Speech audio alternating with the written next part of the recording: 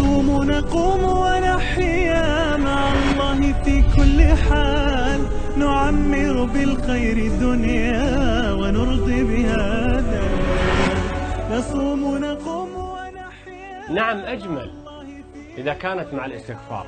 القرار اليوم أعزائي المشاهدين مع الاستغفار لننال رحمة العزيز الغفار. حياتي مع الله أجمل، حياتي مع الله وقلبي إليه تبتل صياما دعاء صلاة. لعل ممن يتابعنا مهموم أو مغموم أو ربما عنده حاجة أو يريد الولد أو يريد المال، شو تقول له شيخ؟ فقلت استغفروا ربكم إنه كان غفارا يرسل السماء عليكم مدرارا ويمددكم بأموال وبنين ويجعل لكم جنات ويجعل لكم أنهارا. هذا مو حل للولد ولا للمال، هذا مو بس حل، هذا من أعظم الحلول. استغفار، تستغفر الله سبحانه وتعالى. هذا مو حلك بس عند الأشياء اللي أنت تريدها، هذا تحتاجه في كل وقت وفي كل حين، أن تستغفر الله سبحانه وتعالى. بعد أن تصلي وتسلم أول شيء تفعله أستغفر الله أستغفر الله أستغفر الله، أن تطلب المغفرة من الله سبحانه وتعالى حتى يغفر الله عز وجل لك سيئاتك وذنوبك، ويعلم الله عز وجل وترمم النقص أيضا اللي قد يعتري هذه العبادة، صح؟ نعم، الاستغفار هذا فضل عظيم وأجر كبير، يحتاج الإنسان في كل وقت وفي كل حين أن يطهر نفسه بهذا الاستغفار وبهذه التوبة. أبو حسين، سبحان الله، ربما الإنسان يشعر بضعف في بدنه وخاصة مع الصيام. صح. والله إذا استغفرنا الله ربنا سبحانه وتعالى يزيدنا قوة. الله عز وجل يقول: وأن استغفروا ربكم ثم توبوا إليه يرسل السماء عليكم مدرارا ويزدكم قوة إلى قوتكم ولا تتولوا مجرمين. طيب، الآن الإنسان يريد أن يستغفر الله عز وجل ويحقق هذا المعنى، والنبي صلى الله عليه وسلم يقول: من لزم الاستغفار جعل الله له من كل هم فرجا، صح؟ وياي ولا مو وياي؟ ومن كل ضيق مخرجا ورزقه من حيث لا يحتسب. طيب، شلون الواحد أول شيء يلزم الاستغفار، وشنو صيغ الاستغفار اللي يقولها الإنسان حتى يحقق هذا اللزوم؟ إذا وصل الإنسان للمرحلة أنه أصبح ملازم للاستغفار فهو في خير عظيم وفي أمان كبير من الله سبحانه وتعالى، لأن الله عز وجل بيّن بأن الاستغفار أمان للإنسان في الدنيا والآخرة من عذاب الله عز وجل. ما يفعل الله بعذابكم إن شكرتم وآمنتم وكان الله شاكرا عليما. صيغ الاستغفار: أستغفر الله، أستغفر الله وأتوب إليه. بل قال صلى الله عليه وسلم، ركز معايا، بأقول حديث من أعظم ما سمعت. قال صلى الله عليه وسلم: من قال أستغفر الله الذي لا إله إلا هو الحي القيوم وأتوب إليه 3 غفر له وإن تولى يوم الزحف. والله أكبر. هذه صيغة من صيغ الاستغفار، إذا قالها الإنسان 3 مرات غفر له وإن تولى يوم الزحف. وفي أيضا من صيغ الاستغفار: رب اغفر لي وتوب علي إنك أنت التواب الرحيم. هذه صيغة.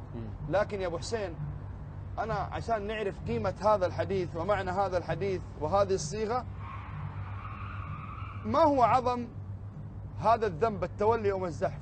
التولي يوم الزحف كبيرة من كبائر الذنوب، بل من السبع الموبقات المهلكات اللي إذا اتصف الإنسان بها هلك. ولكن إذا قال الإنسان أستغفر الله الذي لا إله إلا هو الحي القيوم وأتوب إليه 3 غفر له وإن تولى يوم الزحف.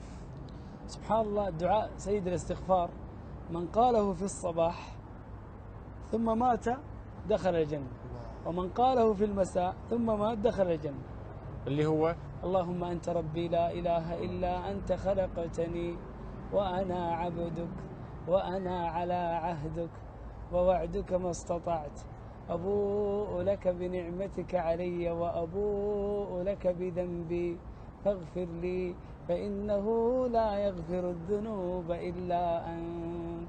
أعوذ بك من شر ما صنعت وأبوء لك بنعمتك علي وأبوء بذنبي. اعترافات. شوف هذا الدعاء من أول إلى آخر اعترافات. فاغفر لي فإنه اعتراف بتوحيد الألوهية، بالربوبية، بالخلق، بنعم الله، بالذنوب، وأن الله هو الغفور الرحيم. لذلك سمي سيد الاستغفار. والاستغفار يا أبو حسين كلنا والله كلنا نخاف من عذاب الله، لكن ما دام الإنسان يستغفر فهو في أمان من عذاب الله. وما كان الله ليعذبهم وأنت فيهم وما كان الله معذبهم وهم يستغفرون. كل ما كان الإنسان مستغفر وكثير للاستغفار بإذن الله أنه في أمان من عذاب الرحمن سبحانه وتعالى. الله عز وجل يمتع المستغفر متاع طيب. الله عز وجل يقول وأن استغفروا ربكم ثم توبوا إليه يمتعكم متاعا حسنا إلى أجل مسمى ويؤتي كل ذي فضل فضلا وإن تولوا فإني أخاف عليكم عذاب يوم كبير. الاستغفار مفتاحنا، مفتاح لمحو الذنوب، لخير الدنيا والآخرة. لما قال الله في سورة نوح الآيات اللي قرأها الشيخ منصور في بداية الحلقة فقلت استغفروا ربكم إنه كان غفارا يرسل السماء عليكم مدرارا ويمددكم بأموال وبنين ويجعل لكم جنات ويجعل لكم أنهارا. استدل أهل العلم من هذه الآيات أن الاستغفار يجمع للإنسان خير الدنيا والآخرة. والله في قصة مشهورة لرجل وامرأة تزوجوا سنين ولم يرزقوا الولد، ما في مستشفى في العالم إلا وزاروه، حتى دلهم أحد الصالحين على الاستغفار فلزموا الاستغفار. علقوا لوحات إرشادية تذكرهم بالاستغفار في كل مكان، في الصالة، في غرفة النوم، عند الخروج من البيت وعند الدخول، في السيارة، في أماكن العمل، لوحات تذكرهم بالاستغفار. فبدأوا يلازموا هذا الاستغفار. بعد فترة حملت المرأة وأنجبت ولد، ما شاء الله. حملت مرة أخرى وأنجبت ولد. الآن أصبح عندهم ولدين من الذكور. فجاءت المرأة لزوجها بعد فترة قالت يا أبو فلان ودي ببنت توقف معايا في المطبخ وتساعدني في شؤون البيت. الله. قال لها العلاج موجود.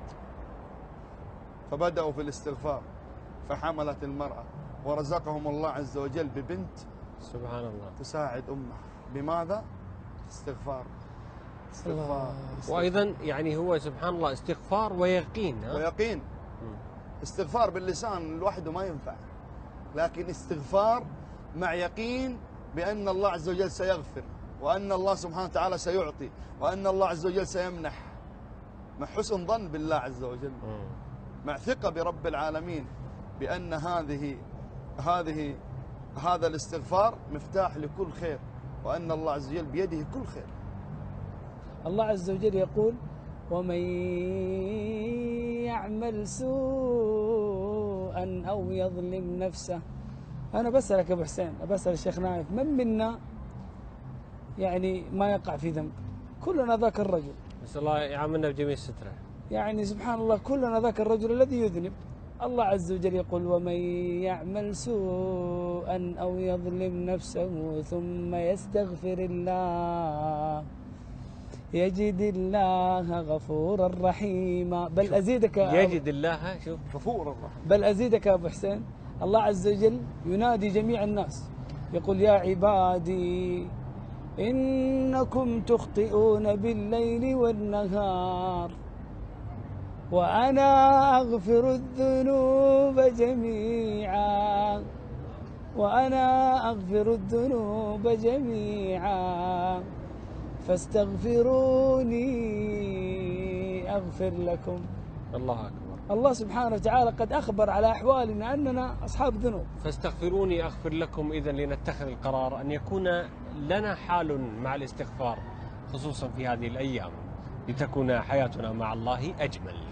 اللهم اغفر لنا ذنوبنا كلها دقها وجلها أولها وآخرها يا رب العالمين.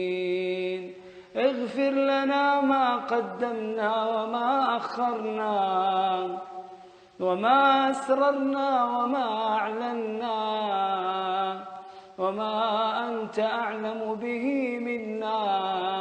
أنت المقدم وأنت المؤخر لا إله إلا أنت.